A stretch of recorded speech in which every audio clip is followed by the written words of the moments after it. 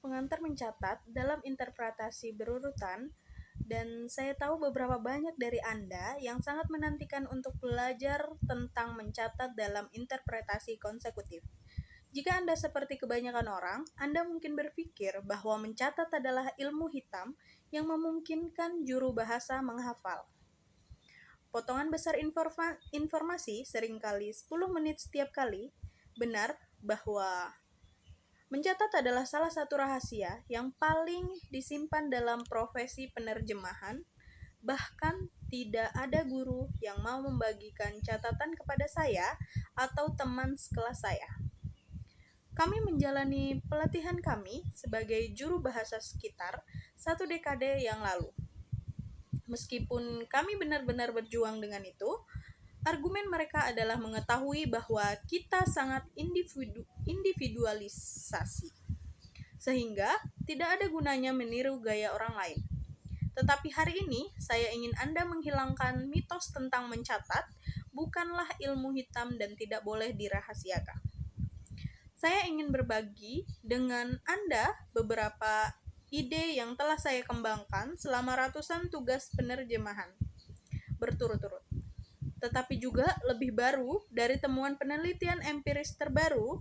Jika Anda menonton ini, Anda mungkin tahu apa yang diperlakukan untuk menjadi juru bahasa berurutan yang sukses.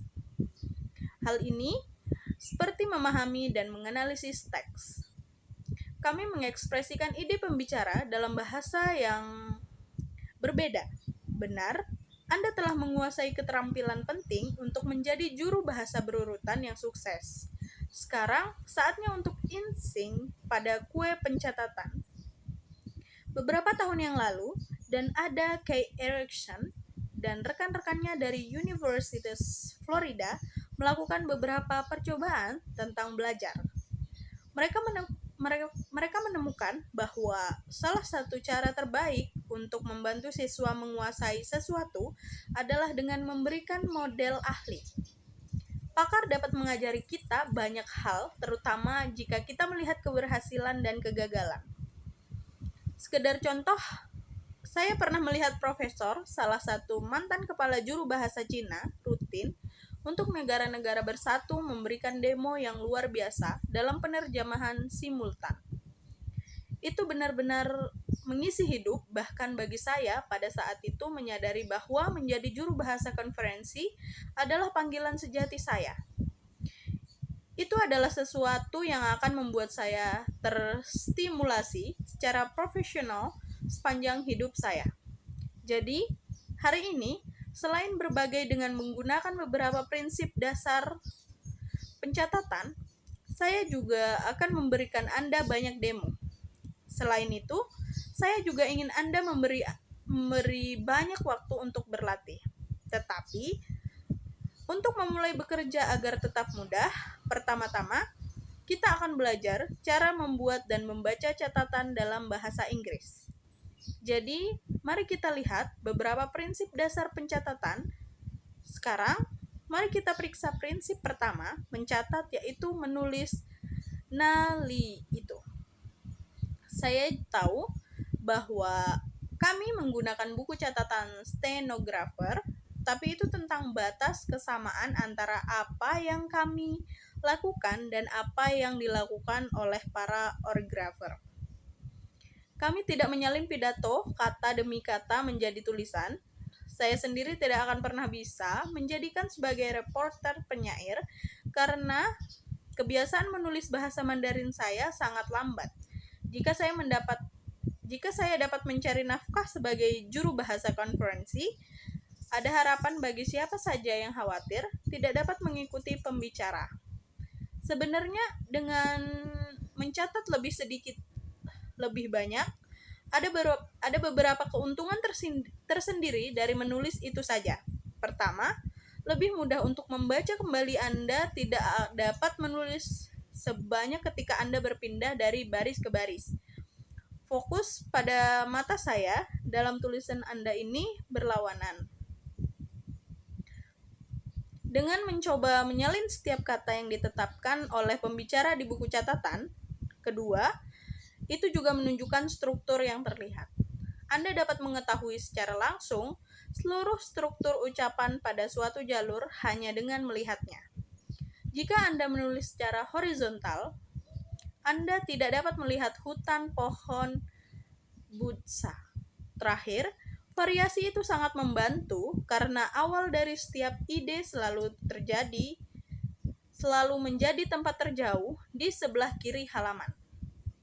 Jadi, saat Anda memulai kalimat baru, Anda tahu persis di mana mencari pembalut Anda.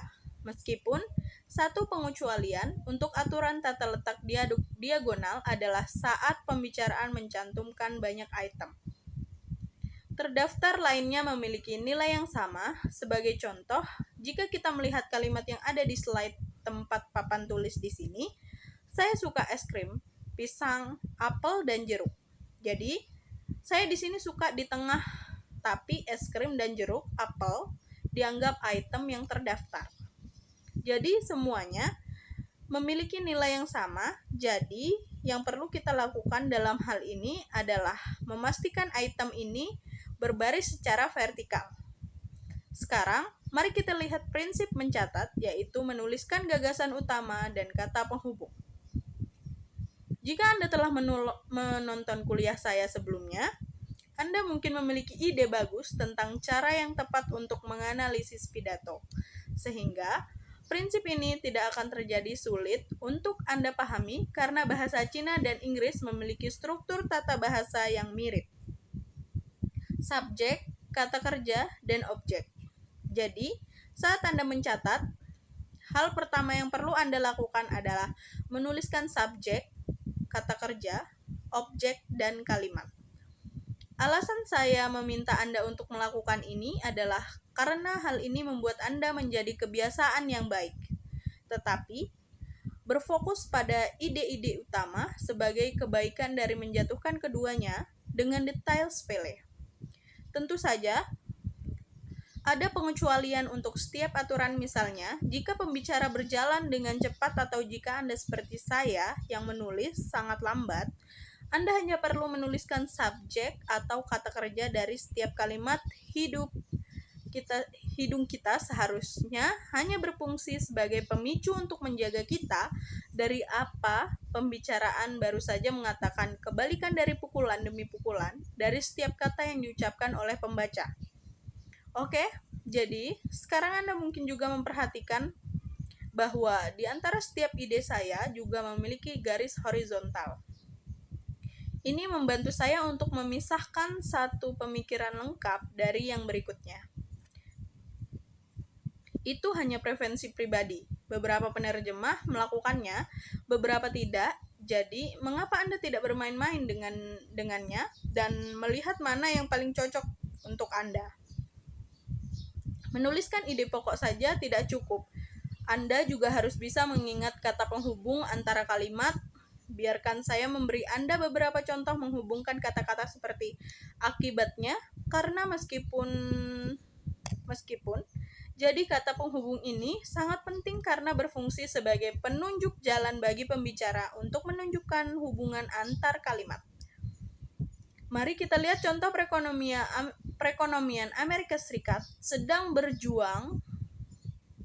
Federal Reserve mempertahankan suku bunga tidak berubah. Ini adalah ide yang sepenuhnya paralel. Kita tidak tahu hubungan di antara mereka. Tetapi, bagaimana jika kita menambahkan tetapi pada kalimat? Jadi, sekarang contohnya membaca ekonomi Amerika Serikat sedang berjuang. Tetapi, Federal Reserve mempertahankan suku bunga tidak berubah. Kini, pembicaraan mencoba berkomunikasi meski perjuangan ekonomi yang gendut sedang duduk di tangannya.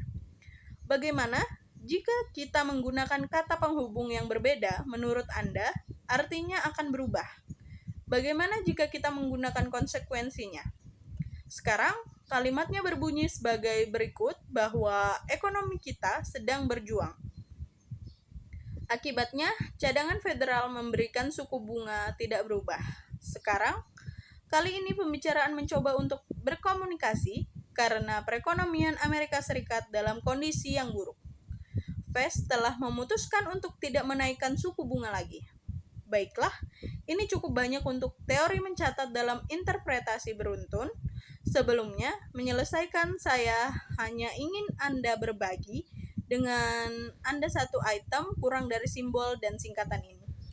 Kami, sebagai penerjemah, menggunakan simbol dan singkatan karena mereka menghemat banyak waktu. Kami mendapatkan beberapa kata menjadi hadiah sederhana, sehingga kami jatuh ke dalam perangkap terjemah kata demi kata. Karena kita tidak punya banyak waktu sekarang, saya hanya akan menampilkan slide ini, beberapa simbol umum yang digunakan oleh penerjemah. Anda tidak akan membahasnya di akhir video ceramah ini, dan tentu saja lain kali kita akan lebih banyak berbicara tentang mereka. Oke, see you and thank you.